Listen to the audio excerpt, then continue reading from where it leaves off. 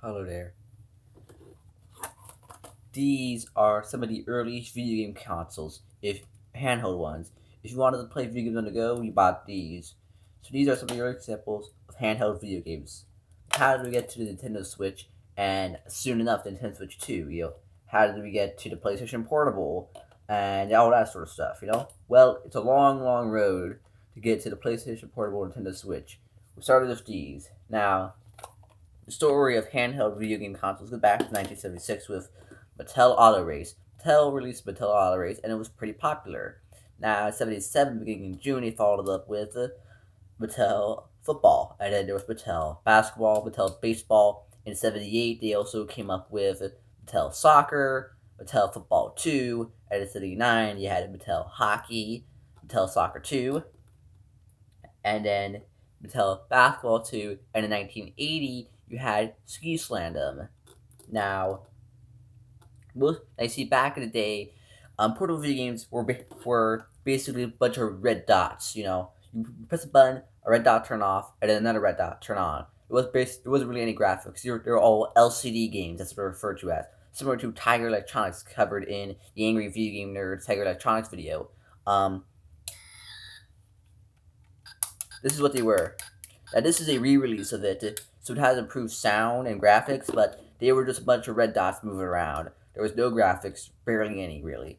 These could barely qualify as video games, but this is what was in the time of the 1980s. Now, 1980, Nintendo, known for Super Mario Brothers, began began a series of handheld LCD games called Game and Watch. Now, their graphics were much better than these, as they were black. Their games were black and white instead of the red, and they had full characters, not just the little dots, lines. They were like full characters, who had shapes that were humanoid, and that all began with the first game called Ball.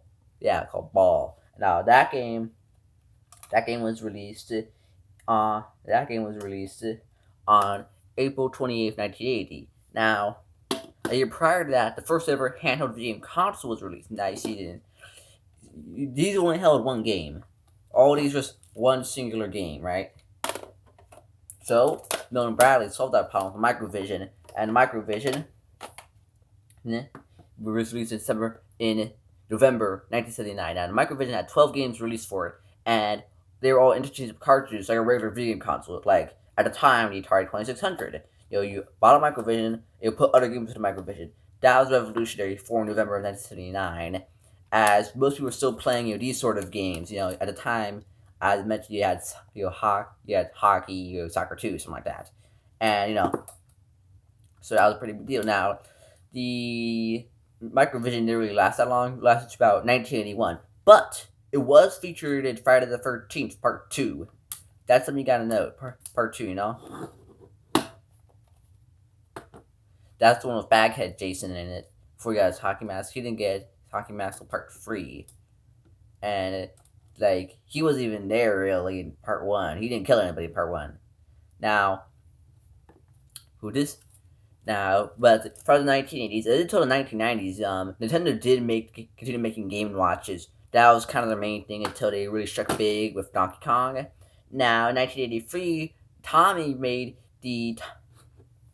something pretty big. Now, that thing was known as the Tommytronic 3D. Now, the Tommytronic 3D basically is similar to a less bad version of a less bad version of the Virtual Boy, because Tommytronic had full 3D, had full color. Now, Tommytronic was able to simulate 3D. It was a real 3D, but it looked like 3D. And it covered up your eyes, you just look like a boxing, you put it over your eyes, and there's two screens, and there's two screens for one eye each, and that allowed you to make it look like you were playing a 3D video game.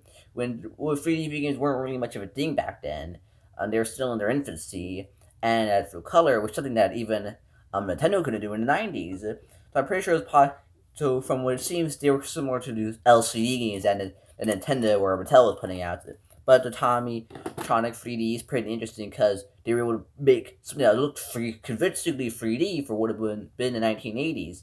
Now, throughout the rest of the 1980s, most people continued producing these things, with very little variation. Now, Tommy had there were about seven Tommytronics released. They weren't interchangeable cartridges. They're all separate little things, just like these things. They're all these things. So even Tommytronic, was so stuck to just being one game per console. Now, 1989 all changed with, of course, the Game Boy. Everybody loves the Game Boy. Now, the Game Boy was released initially in Japan, first off, of course, as of course, Nintendo. And now, it was released on April 21st, 1989 in Japan, and it saw an American release a few months later on July 31st in the United States of America. Now, it stayed around, guess this, till March 31st, 2003. March 2003, you could have still been buying Game Boy. You could have been buying a Game Boy after, 1999. After 1999, you could have been still buying Game Boys. There was even a Game Boy that survived an explosion in the Gulf War. A guy had it with him when a bomb went off. It was fighting in the Gulf War, and it still turned on. It could play Tetris again, even after it was all charred black after getting bombed. But it worked. Gosh dang it, it worked. And it sold like over 100 million copies. Like 118 million point something copies were sold. But that's like all Game Boy variations, all their sales combined. Like, it was a big deal. Now, afterwards, a bunch of competitors came out. Now, their competitors started off in that year with September 1st, 1989, with the Atari Lynx. Atari was still going. Then there was the Game Gear on October 6th, 1990, from Sega. Then there was the Turbo Express on December 1st, 1990. And then after that, and those guys all stayed around to around the mid-90s or so. Now, because most of those guys did not lasted around up until the mid-90s, late 90s.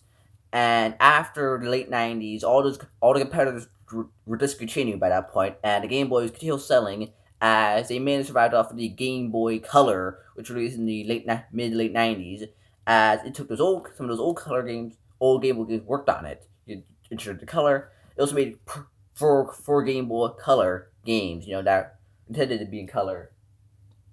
And after that, now, throughout the 90s, Nintendo's only real competitor was Tiger Electronics. Tiger Electronics, they produced LCD games similar to these, but of course, higher quality. They weren't red and black. They had like full colors. They had full people in it. Characters, but they were basically like animation cells, or press one button, one light. You could when you turn the thing off, you could see all the different cells. Press one button, one light turns off, makes this motion. Press another button, those lights turn off, do another motion. And they were very, very cheap, and they were just mass producing them. A lot of them were like movie tie-ins like Batman, all sorts of other things, and Full House, the dinosaur one TV show about the dinosaur family, where that ends with them, the world freezing over and they all die.